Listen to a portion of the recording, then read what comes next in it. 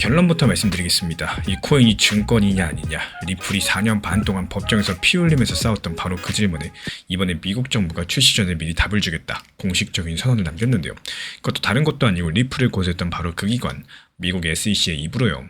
그리고 이번 선언이 나오고 이틀도 지나기 전에 워싱턴에서는 꽉 막힌 판을 흔드는 편지 한 통이 도착을 했습니다. 오늘 이 두 가지만 따라오시면은 왜 이번 달 7월이 분수령이 될 건지 보이게 되실 겁니다. 요즘에 솔직히 조금 답답하셨을 거예요. 뉴스는 맨날 쏟아지는데 가격은 제자리고요. 뭐가 진짜 중요한 소식이고 뭐가 그냥 소음인지 구분이 안 되는 시점입니다. 근데 이런 시기가 위험한 이유가 하나 있죠. 이 판 자체가 바뀌는 신호가 나와도 지쳐있으면 그냥 흘려보내게 되기 때문에 지난주 나왔던 이 소식이 딱 그런 종류입니다. 그리고 이번 장소는 뉴욕입니다. 미국 증권거래위원회, 그러니까 미국 SEC의 위원장인 폴 애킨스 측에서 이코노미 클럽이라는 자리에서 연설을 했는데요. 여기서 날짜가 재밌는 게 미국의 건국 250주년 생일 7월 4일을 딱 나흘 앞둔 시점이었었고, 그래서 이제 연설 자체도 250년 전 미국을 세운 사람들이 이야기로 시작을 했습니다. 그 무게감 있는 자리에서 폴 애킨스가 꺼낸 핵심 문장은 바로 이건데요. 이제 투자자랑 기업가는 행동하기 전에 특정 디지털 자산이 증권에 해당하는지 미리 확인이 가능하다는 거예요. 이 내용은 미국 SEC 공식 홈페이지에 연설 전문이 그대로 올라와 있습니다. 여기서 말하는 증권이 뭐냐? 쉽게 말씀드려서 주식과도 같은 겁니다. 주식은 아무나 마음대로 못 팔죠. 회사 정보를 전부 공개해야 되고 정부에 등록해야 되고 규칙을 어기면 소송당합니다. 어떤 코인이 증권으로 분류되는 그 순간 그 무거운 규칙을 통째로 뒤집어 쓰게 된다는 거예요. 그래서 지금까지 미국 코인 시장에서 가장 무서운 질문이 바로 이거였죠. 너 증권이냐 아니냐? 근데 이 질문에 답을 알려주는 방식이 지금까지는 정말 이상했습니다. 짧게 비유 드리자면요. 집을 다 지어놓고 나면은 그제서야 정부가 소송을 걸어가지고 그거 불법 건축이다 이렇게 알려주는 나라였어요. 말 그대로 미리 물어볼 만한 창구 자체가 없었죠. 그리고 그 방식의 최대 피해자가 누구였을까요? 바로 리플이었습니다. 2020년 겨울에 소송을 당해가지고 4년 반을 싸웠고 벌금으로만 우리 돈 1,700억 원 냈습니다. 그 재판의 쟁점이 처음부터 끝까지 딱 한 가지. XRP가 증권이냐는 질문이었고요. 근데 이제 그 질문에 정부가 미리 공짜로 답을 주게 된 겁니다. 애킨스는 이게 특정 산업에 주는 특혜가 아니라 시장이 굴러가는데 원래 필요한 규칙이다라고 못을 박았고요. 그래서 여기까지만 들어보면은 좋은 소식이네 이러고 넘어가기가 쉬운데, 근데 이 발표의 뿌리를 캐보면은 이야기가 한 겹 더 깊어지게 될 겁니다. 이런 사전 확인 시스템이 하늘에서 뚝 떨어진 게 아니거든요. 설계도가 있다는 겁니다. 폴 애킨스 측에서 작년 11월에 한 연설인데 이것도 SEC 홈페이지에 전문이 남아 있습니다. 거기서 두 가지 원칙을 세웠죠. 먼저 첫 번째로 지금 시장에서 거래되는 대부분의 토큰은 그 자체로 증권이 아니다라는 거. 그리고 두 번째, 투자 계약은 영원하지 않고 끝날 수 있다라는 거. 이 두 번째가 좀 어려운데요. 아파트 분양으로 생각하시면 됩니다. 분양받을 때는 계약서를 쓰겠지만요. 몇 년 뒤에 그 집을 중고로 사고 팔 때 그 분양 계약서가 집에 붙어 다니진 않죠. 집 자체가 계약서는 아니니까요. 코인도 마찬가지로 보고 있는 겁니다. 처음에 팔릴 때 증권성 있는 계약이 있었다고 할지라도 시간이 지나면 토큰 자체는 증권이 아닐 수 있다는 논리예요.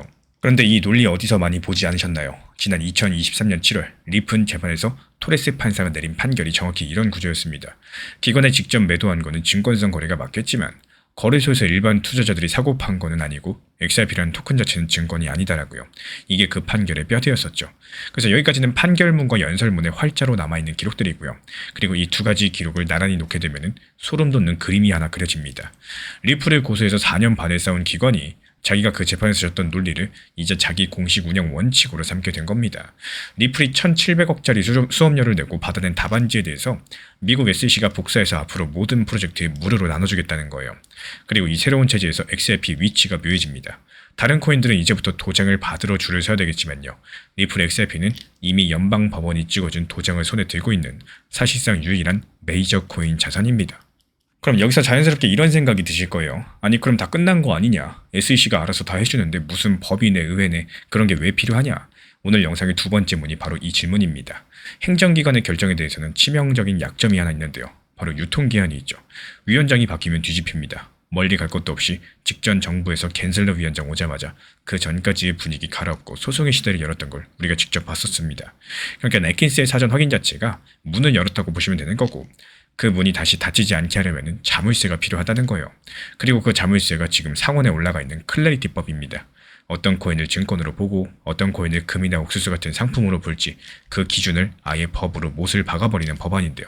이게 법이 되면 위원장이 10번 바뀌어도 뒤집질 못합니다. 그리고 이 법이 지금 어디까지 왔느냐. 작년 7월에 하원에 294대 134라는 압도적인 표차로 통과했고요. 올해 5월달 상원은행위원회를 15대 9로 통과했습니다.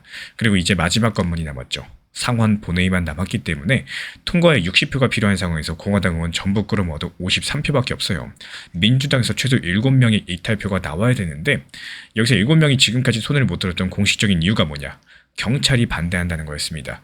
실제로 워너 의원이라거나 코르테스 마스터 의원 같은 여러가지 캐스팅 보트들은 법 집행 기관들이 동의해야 찬성하겠다 이렇게 조건을 걸어놓은 상황이죠. 그럼 경찰이 왜 반대하느냐? 여기서 법안의 604조라는 조항 때문입니다. 어렵게 들리지만 내용은 간단해요. 코인 프로그램을 만들기만 한 개발자들, 남의 돈을 직접 맡아서 굴리는 은행처럼 취급해서 처벌하지 말자는 조항인데 이게 개발자들한테는 생명줄 같은 보호망인데요. 검사랑 경찰 입장에서 어떨까요? 범죄 자금 세탁 도구를 만든 사람까지 빠져나갈 구멍이 될 거다. 그래서 걱정인 거죠. 그래서 실제로 지난달에는요. 지방검사협회, 연방검사협회, 경찰청장협회, 보안관협회까지도 이렇게 미국의 굵직한 법집행단체 4곳이 이 조항에 반대하는 연명 편지를 백악관과 법무부에 보낸 사실이 있습니다. 물론 코인업계도 가만히 있진 않습니다. 6월 초 전직 수사관이랑 안보관료 160명의 서명을 모은 지지 편지로 맞불을 놨었거든요. 근데 이 카드에 기비 새는 일이 벌어졌죠. 국제탐사보도 기자들이 서명자 명단을 뜯어봤더니 앞줄에 이름 올린 사람들 상당수가 지금 코인회사에 다니고 있었던 거예요. 코인베이스 소속만 11명이 나왔고요. 이러면 설득력이 확 떨어지죠. 치킨집 사장님들의 치킨은 건강식이다라고 서명한 편지 같아진 겁니다. 마음은 알겠는데 표를 움직이기에는 부족했다는 거고 그렇게 판이 꽉 막혀있는 상황에서 바로 지난주 성격이 전혀 다른 편지 한 통이 도착을 합니다. 이 법안의 의회 소식을 전담해왔던 엘리노 테렉 기자가 전한 내용인데요. 편지를 보낸 곳은 노블, 우리말로 풀면은 전미 흑인 법집행기관 간부협회라는 조직입니다. 이름이 조금 길죠. 쉽게 말씀드리면 미국 전역의 현직 경찰서장님들, 그러니까 경찰 조직의 최고위급 간부들이 모인 단체인데요. 1976년 만들어져서 올해 딱 50주년이 됐고요. 미국 안에만 지부가 57개 있는 반세기 역사의 진짜 배기 조직입니다. 이 조직이 지금 미국 상원 지도부에 편지를 보내서 클래리티법을 지지하겠다 밝혔다는 건데요. 그것도 뭉뚱그린 지지가 아니라 논란의 한복판에 있는 그 604조를 콕 집어가지고요. 이 조항까지 포함해서 지지한다는 발언을 했습니다. 편지에 담긴 논리가 특히 아픈 데를 찌르고 있는데 이 법은 기존의 수사 권한을 그대로 지키면서 오히려 경찰의 수사 능력을 실질적으로 키워주는 조항들을 담고 있다는 점, 반대 진영이 쓴 문장을 그대로 뒤집어 놓은 상황이죠. 그러면 왜 이 편지가 폭탄일까요? 아까 나왔던 치킨집 편지랑 비교하면 바로 보이죠. 노블은 전직이 아니라 현직입니다. 코인에서 월급을 받는 사람들이 아니에요. 그리고 여기서부터는 제 생각을 조금 보태가지고 읽어드리면은 흑인 경찰 간부들의 조직이라는 성격상 이 단체의 목소리는 특히 민주당 의원들에게 남다른 무게로 꽂힐 겁니다. 지금 표가 필요한 게 정확히 민주당 7표죠. 그 의원들이 그동안 움직이지 못한 명분들이 경찰에 반대였는데 이제 그 경찰들도 찬성으로 돌아서고 있기 때문에 그 근거가 처음으로 생겼다는 겁니다. 그리고 실제 달력을 펴보면 긴장감이 한 단계 더 올라가는데요. 백악관은 지난주부터 크립토 담당 보좌관이 직접 나서서 반대하는 경찰 단체들을 불러가지고 연쇄회의를 돌리고 있죠. 지금 미국 상원에서는 7월 13일 워싱턴으로 복귀합니다. 은행위원장 팀 스콧은 7월 안에 표결해야 된다. 공개적으로 못을 박았고 춘 원내대표는 민주당이 준비되든 말든 표결을 밀어붙인다. 이렇게 검토 중이라는 보도까지도 나왔습니다. 이렇게 8월 달이 되면요. 의회가 휴회에 들어갈 거고 그 다음은 곧바로 중간선거 국면이기 때문에 루미스 의원 측에서 올해를 놓치면 2030년까지 기회가 없을 거다라고 말을 했죠. 이 빡빡한 일정표 위에서 6월 30일 하루를 다시 올려놓고 보면요. 낮에는 SEC 위원장이 뉴욕에서 명확성을 이미 전달했고 미래형이 아니라 완료형으로 선언했습니다. 그리고 거의 같은 시간대에 상원을 맡고 있던 마지막 장애물의 첫 번째 금이 갔죠. 그래서 아까 말씀드렸던 것처럼 XRP는 이런 새로운 체제에서 법원 판결문이라는 답안지를 들고 입장하는 자산입니다. 그리고 사전 확인 제도의 진짜 수혜는 사실 지금의 XRP보다도 리플이 앞으로 내놓은 것들이 있습니다. 그동안 기관용 상품이라거나 XRP 장부 위에 새로운 프로젝트들 항상 꼬리표가 하나씩 붙어 있었죠. 나중에 소송당하면 어떡하나 큰돈 굴리는 기관들이 가장 싫어하는 게 나쁜 규칙이 아니라 규칙이 없는 상태 그 자체입니다. 그 꼬리표가 떨어진다는 거예요. 게다가 폴 애킨스가 같은 행사의 질의응답에서 내년이면 토큰화된 은행 예금이 현실이 될 거다 이렇게 말을 했는데 아메리칸 뱅커가 보도한 내용인데요. 은행 예금이 토큰이 되면은 그 토큰들이 은행과 은행 사이를 오가는 길이 반드시 필요해지고 리플이 몇 년째 인수랑 투자로서 여태까지 깔아온 기관용 인프라가 정확히 그 길목 장사라는 겁니다. 그래서 제가 보는 관점은요. 이번 달 7월 안에 상원이 표결을 시도하는 그림이 예상이 돼요. 그 근거는 총 3가지입니다. 표결하자고 날짜를 박는 발언이 여당 지도부에서 연달아 나오고 있고요. 백악관이 반대 단체들을 직접 불러들일 만큼 총력전이 들어갔고요. 그리고 노블의 편지로 인해서 반대 진영의 단일 대우가 처음으로 깨졌다는 거. 다만 정직하게 다뤄둘 리스크도 존재하죠. 이 트럼프 일가의 코인 사업 이해 충돌을 막는 윤리 조항을 놓고 여야 협상이 지난달 초에 한 차례 깨진 상태도 있었고, 민주당 캐스팅 보트들은 이 조항도 찬성 조건으로 걸어놨었기 때문에 지금 중요한 건 트럼프지입니다. 트럼프 측 움직임들이 다른 법안 서명을 거부하면서 의회랑 대치 중인 게 변수예요. 그래서 노블 하나가 왔다고 해서 반대하던 4가지 단체가 사라진 것도 아니겠죠. 그래서 지금 지켜보실 체크포인트는 7월 13일 상원이 돌아오는 날, 아직 반대 편지에 서명하지 않은 다른 대형 견찰 단체들이 어느 쪽으로 입을 여는지, 윤리조항의 최종 문구가 언제 공개되는지를 보셔야 되겠습니다. 이 시장은 언제나 내가 원하는 방향성보다도 자신의 흐름대로 움직임을 보여줍니다. 지금처럼 리플보다는 오히려 알트코인들의 움직임이 활발한 시점에서는요, 억지로 리플만 기다리기보다는 오히려 시장의 흐름들을 인정을 하고 여기에 맞게 다가가는 것도 하나의 투자 전략이 될 수가 있겠죠. 이 좋아하는 종목에 대해서 끝까지 믿는 것도 중요하겠지만 지금 현재 기회가 어디에 있는지 함께 살펴보는 시각도 상당히 필요합니다. 시장을 거스르기보다는 오히려 시장을 따라가는 이런 사람들이 심리적으로 더욱더 훨씬 편안하게 투자할 수가 있는데요. 그래서 오히려 시장이 하락한다라고 했을 때도요, 다른 관점에서 보면 리플 평단을 낮출 수가 있는 관점인 거고, 또 같은 금액으로 더 마른 수량을 매수할 수 있다, 이런 관점에서 바라보시면은 지금 시장에서 무엇을 해야 될지 여기에 대한 관점들이 완전히 달라지게 되실 겁니다.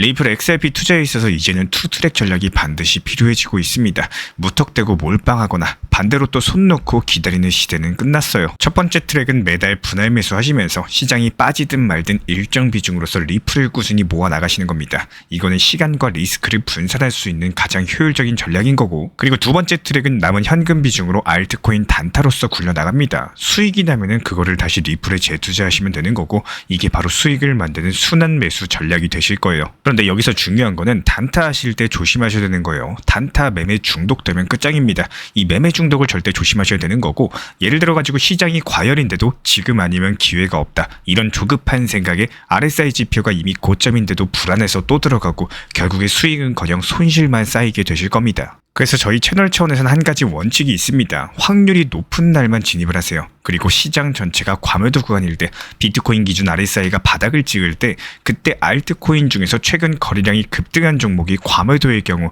MACD, 볼린저 밴드, 이동평균선과 일목균형표 참고해서 신중하게 매수 진입 타점 들어갑니다. 그리고 그 외에는 아예 매매를 쉬는 날도 반드시 있어야지 진짜 단타인 거고, 그렇다면 이걸 어떻게 구별할 수 있는지 궁금하실 거예요. 여기서 챗GPT가 등장을 합니다. 저희는 챗GPT를 단순한 도구로 쓰지 않습니다. GPT한테 오늘 확률 높은 진입 타이밍이냐, 이렇게 물어볼 수 있게 맞춤 프롬프트를 사용을 하는데요. 그리고 그 결과에 저의 실전 매매 노하우 30%를 덧붙여가지고 GPT 시그널을 보완합니다. 어떻게 하는지 궁금하신 분들 GPT 검색력과 활용 전략을 이용해가지고 이 두 가지를 한 방에 알려드리고 있습니다. 현재 보이시는 번호로서 리플 단타라고 문자 남겨주세요. 지금 이 영상 보신 분들에게만 오픈합니다. 그냥 GPT 쓰는 법이 아니라 투자로 연결되는 GPT 사용법 지금 바로 알려드리도록 하겠습니다.